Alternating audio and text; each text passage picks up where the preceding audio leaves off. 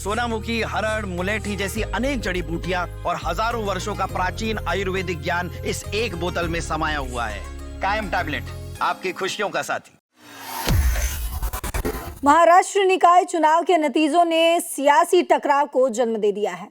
नगर निगम में सरकार बनाने के लिए पहले बीजेपी ने ठाणे में शिंदे की शिवसेना के खिलाफ कांग्रेस से गठबंधन किया। वहीं अब बीजेपी ने असद उद्दीन ओवैसी की पार्टी AIMIM से भी गठबंधन की बात सामने आ रही है। वहीं सत्तापक्ष और विपक्ष के इस गठबंधन से राज्य में सियासी हलचल तेज हो गई है। डिप्टी सीएम एकनाथ शिंदे के बेटे श्रीकांत शिंदे ने इस गठबंधन का विरोध किया है। वहीं अब खुद सीएम फडणवीस ने भी पार्टी के इस फैसले पर आपत्ति जताई है। उन्होंने कहा है कि मैं साफ कर देना चाहता हूं कि कांग्रेस और AIMIM के साथ कोई भी गठबंधन स्वीकार नहीं किया जाएगा। अगर कोई स्थानीय नेता इस तरह का फैसला लेता है तो ये अनुशासन के खिलाफ होगा और उस पर कार्रवाई की जाएगी। तो इस मुद्दे पर बातचीत के लिए मेरे साथ दैनिक जागरण के वरिष्ठ पत्रकार नीलू रंजन सर जुड़े हैं।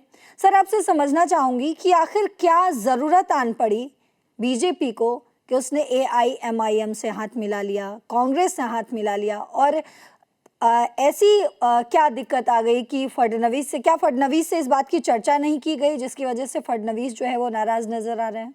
देखिए, एक बात तो निश्चित है कि अगर फडणवीस से चर्चा होती और उनकी हरी झंडी होती तो नाराजगी की कोई बात नहीं थी।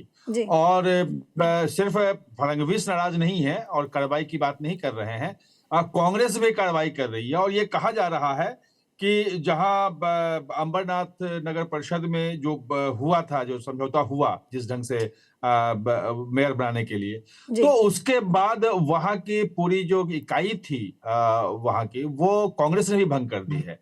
यानी कि कांग्रेस भी असहज है इससे। लेकिन सबसे बड़ी बात यह है कि जो पिछले 5-6 साल में जो नए ढंग की पॉलिटिक्स जो शुरू हुई, जिसमें विचारधारा का कहीं कोई पैमाना रहा ही नहीं, सिर्फ सत्ता का पैमाना रहा। और सबसे पहली शुरुआत जो थी वो शिवसेना ने शुरू की थी, क्योंकि शिवसेना जो है कांग्रेस साथ जाके मिल गई, एनसीपी के साथ मिल गई और बीजेपी को बाहर कर दिया। वरना आप देखेंगे तो 2-3 दशक से वहां पे क्लियर कट डिवीजन है कि भाजपा शिवसेना एक साथ होती है और एनसीपी और कांग्रेस एक साथ। ये स्पष्ट गठबंधन था जो हौच-पौच शुरू हो गया शिवसेना के कांग्रेस और एनसीपी से हाथ मिलाने से। उसके बाद शिवसेना टूट गई। शिवसेना जो है वो शिंदे गुट बन के और बीजेपी के साथ आ गया।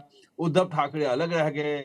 उसके बाद एनसीपी भी टूट गई और एनसीपी जो है अजीत पवार के साथ जो है बीजेपी के साथ आ गई, जो बीजेपी के खिलाफ होती थी, और शरद पवार गुट अलग हो गए। अब हुआ क्या कि कई वहां पे नगर निकाय के चुनाव चल रहे हैं, उसमें जो शरद पवार गुट और अजीत पवार गुट वो एक साथ लड़ रहे हैं। तो मतलब और इतने सालों बाद, 2 दशक से ज्यादा समय हो गया, अब उद्धव ठाकरे, राज ठाकरे दोनों एक साथ आ गए हैं कि हम साथ मिलकर लड़ेंगे, जबकि उद्धव ठाकरे को बाहर कर दिया। जो मनसे है उनकी वो उसकी कोई वजूद नहीं राजनीतिक। और अब जब ये हाशिए पे जा रहे हैं उद्धव ठाकरे, तो वो भी आ रहे हैं। तो एक अजीब सी माहौल वहां बन गया था कि कौन किसके साथ है कौन नहीं है, कि बिल्कुल नया नया हो रहा था। वो जो हौच-पौच की स्थिति थी ना, उसमें ये होना, मतलब इस ढंग की घटना की आशंका थी कि भाई वहां कुछ भी हो सकता है। ये तमाम लोग बोल रहे थे कि वहां सामान्य नहीं है, वहां कुछ भी हो सकता है। और कुछ भी होने में मतलब ये हो गया कि कांग्रेस और भाजपा मतलब एक साथ मिल गई और उसके बाद शिवसेना को अलग कर दिया कि भाई शिवसेना वहां ना बना पाए। और मतलब वो ओवैसी की जो पार्टी है AIMIM, जी सर, अब वो तो वैचारिक रूप से बिल्कुल एकदम धुर विरोधी है भाजपा के, बिल्कुल एकदम मोदी और शाह के बिल्कुल खिलाफ बोलते रहते हैं, भाजपा के खिलाफ बोलते रहते हैं। उनकी जो मतलब भाषा है वो आप देख सकते हो कि किस ढंग की भाषा वो बोलते हैं। अब उनके जो भाई हैं ओवैसी के छोटे भाई अकबरुद्दीन ओवैसी, उन्होंने तो कह दिया कि 15 मिनट का समय दो और हम दिखा देंगे कि कैसे हिंदू मतलब बसते हैं नहीं बसते हैं। वो तो यहाँ तक चैलेंज कर दिया था। तो क्या सर यही जो है अब असल राजनीति है? अब जैसे ही समय आया तो उसी पार्टी को जो है मिलाने की बात की जा रही है। तमाम पार्टियां जो एक दूसरे का विरोध कर रही थी, आज अपने पक्ष के जो नेता हैं, अपने गुट के जो नेता हैं, उनको नाराज करके और तमाम लोगों को जोड़ना, क्या यही असल राजनीति है? नहीं, देखिए यही हो गया है ग्राउंड लेवल पर। जो मैंने आपको बताया कि 6 साल पहले जो सत्ता के लिए जो वहां पे शुरू हुआ कि विचारधारा कोई मतलब नहीं है, जो उद्धव ठाकरे ने शुरू किया, शिवसेना ने शुरू किया, उसकी परिणति नीचे तक वो मैसेज गया है। और अभी भी आप देखेंगे कि पिछला जो वहां पे विधानसभा का चुनाव हुआ, वो किस ढंग से मतलब जो शिव सेना है वो 2 भाग में बटी हुई है। असली शिवसेना कह रहे हैं कि शिंदे गुट हम है, वो भाजपा के साथ है। एक शिवसेना उद्धव ठाकरे गुट है, वो महाआघाड़ी में कांग्रेस के साथ है। एक जो है वो एनसीपी जो है वो कांग्रेस के साथ है, शरद पवार गुट। एक एनसीपी जो कहते हैं असली एनसीपी है, अजीत पवार गुट, वो सरकार में भाजपा के साथ शामिल है। तो अब ये जो हौच-पौच की स्थिति है, फिर बाद में यहाँ पे सब एक दूसरे से समझौता भी कर रहे हैं। तो ये जो स्थिति है वो नीचे स्तर पे दिखाता है कि नीचे भी जो कार्यकर्ता हैं, जो छोटे नेता हैं, जो शहर के स्तर के नेता हैं, वो भी सत्ता के लिए उनको लगता है कि अगर ऊपर के लेवल पे हो सकता है तो हम क्यों नहीं कर सकते।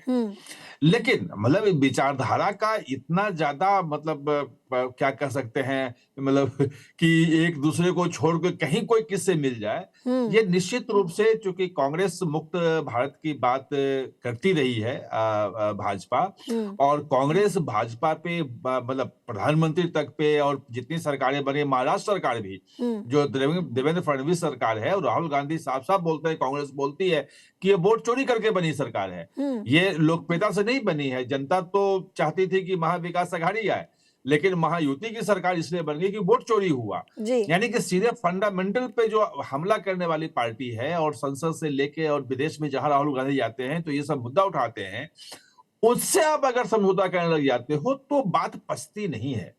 और जनता को ये बात नहीं पचेगी तो फिर ज्यादा दिक्कत हो जाएगी।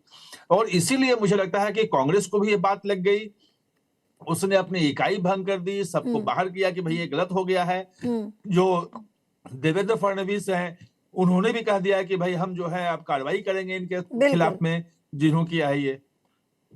तो कैसे मनाएंगे बीजेपी के जो लोग हैं, वो कैसे देवेंद्र फडणवीस को मनाएंगे सर? क्या है अंदर की जानकारी? नहीं, देखो अंदर की जानकारी यही है कि ये जो कुछ भी हुआ है ये अनडू किया जाएगा। जैसे कांग्रेस ने कार्रवाई की है, हो सकता है कि बीजेपी को भी कार्रवाई करनी पड़े। देवेंद्र फडणवीस के स्टैंड लेने का मतलब ये है कि वहां पे बड़े नेताओं को की जानकारी के बिना ये फैसला हुआ है। ये स्थानीय स्तर पे हुआ है। अब अगर एक बार मेयर का चुनाव हो गया तो वो तो अनडू नहीं हो सकता है। चुनाव अगर नहीं हुआ है तो फिर कैसे होगा वो देखना पड़ेगा। लेकिन जिन नेताओं ने फैसला लिया होगा, जैसे मैंने कहा कांग्रेस ने कार्रवाई कर दी, उनको बाहर का मतलब भंग कर दिया इकाई अपनी, उनको सब जितने पदाधिकारी थे उनको हटा दिया, अब नए सिरे से वहां पदाधिकारी बनाए जाएंगे।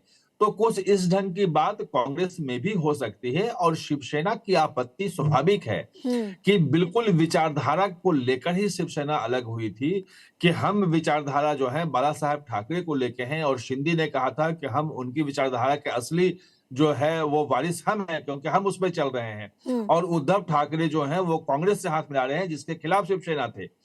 अब जो शिवसेना का जो गुस्सा है और शिंदे गुट का, वो स्वाभाविक है कि भाई अगर आप कांग्रेस से कहीं भी हाथ मिलाते हो, कहीं भी कुछ करते हो, तो फिर संदेश तो वही गया।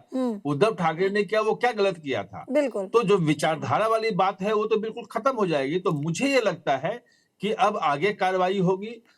चूंकि बीजेपी बड़ी पार्टी है, कोई कार्रवाई करने के पहले एक विचार विमर्श भी होता है, क्योंकि सर विपक्षी दलों ने भी इन गठबंधनों को लेकर बीजेपी को जो है वो घेरना शुरू कर दिया है। और शिवसेना यानी कि यूबीटी के जो सांसद संजय राउत ने बीजेपी पर जो है वो निशाना साधते हुए ये कहा है कि अंबरनाथ और आकोट में क्या हुआ, ये बीजेपी के रवैये को भी दर्शाता है कहीं ना कहीं। और सत्ता में बने रहने के लिए ये किसी के साथ भी गठबंधन करने को तैयार है, ऐसा भी उन्होंने कहा है।